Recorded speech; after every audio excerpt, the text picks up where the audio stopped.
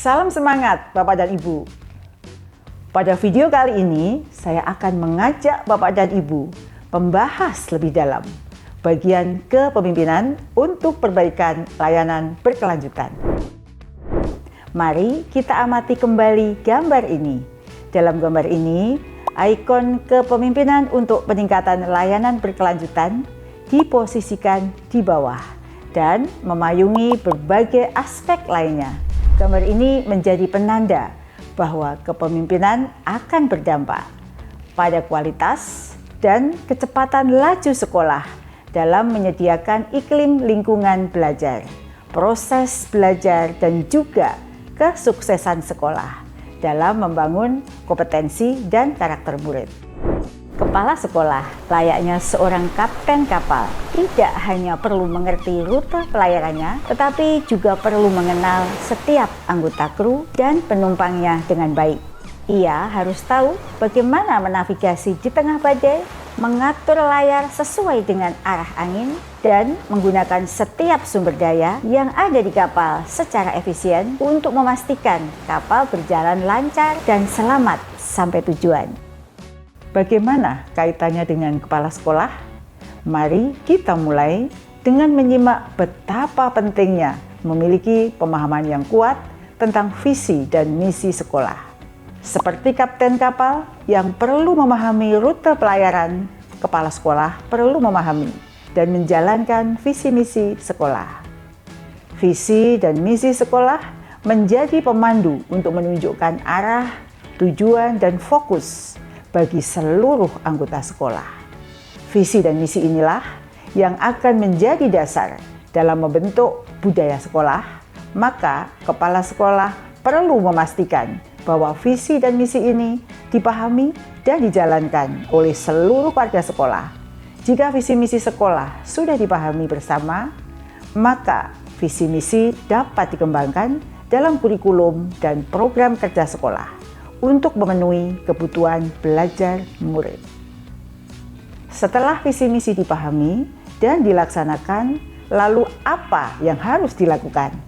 Seperti kapten kapal yang harus tahu bagaimana menavigasi di tengah badai dan mengatur layar sesuai dengan arah angin, kepala sekolah perlu melakukan evaluasi dan peningkatan layanan secara berkala agar tetap dapat mencapai tujuan akhir.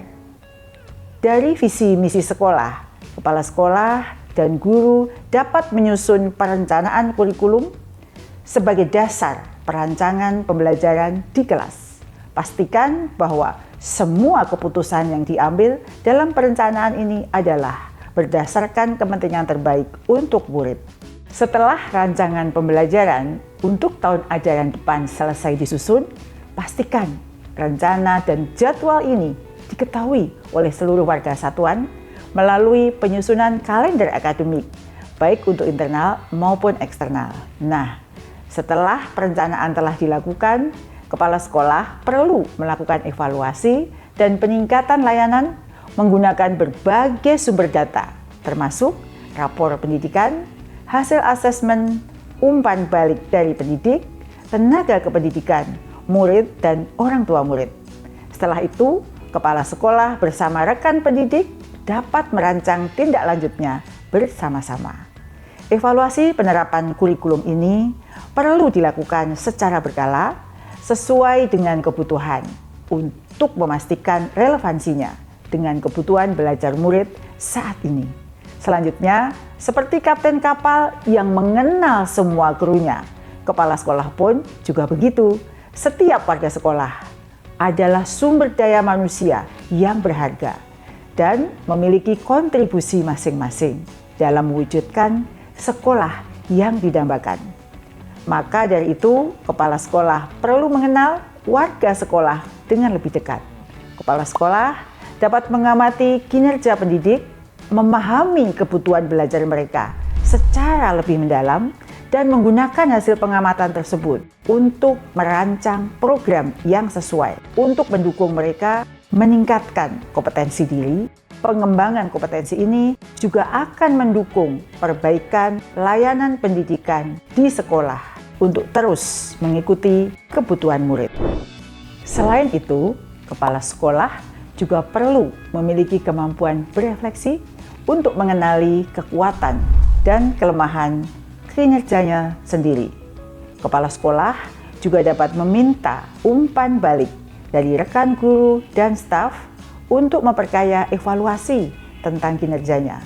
Dengan begitu, ia dapat terus meningkatkan kompetensi kepemimpinannya sehingga dapat lebih efektif dalam memimpin sekolah. Terakhir, seperti kapten kapal yang menggunakan setiap sumber daya yang ada di kapal secara efisien, kepala sekolah juga perlu mengelola sumber daya sekolah secara transparan dan akuntabel. Kepala sekolah perlu mengelola sumber daya di sekolah agar dapat mendukung rancangan pembelajaran dan kebutuhan belajar PTK.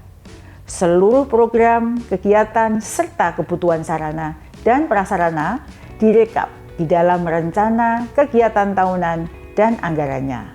Ingat, selama mengidentifikasi semua kebutuhan ini, Ibu dan Bapak perlu selalu kembali pada rencana peningkatan layanan pendidikan yang terbaik bagi murid. Setelah itu, laksanakan program sesuai rencana, gunakan anggaran dengan transparan, dan laporkan pengelolaan anggaran kepada pemangku kepentingan untuk memastikan transparansi dan akuntabilitasnya. Bapak dan Ibu, itulah mengapa kepemimpinan untuk perbaikan layanan berkelanjutan menjadi satu kesatuan dengan lingkaran pada diagram. Ternyata begitu vital peran kepala sekolah dalam membentuk sekolah yang berkualitas. Secara tidak langsung, kepemimpinan kepala sekolah dapat mempengaruhi ketiga kriteria lainnya ya. Maka, kepala sekolah perlu memastikan bahwa visi misi sekolah telah tersampaikan dengan baik, melakukan peningkatan layanan yang berkelanjutan, melakukan peningkatan sumber daya manusia, serta pengelolaan sumber daya yang transparan dan akuntabel. Sudahkah Bapak dan Ibu melakukannya? Bagian mana yang masih ingin Bapak Ibu kembangkan? Selamat belajar dan sampai jumpa di video selanjutnya.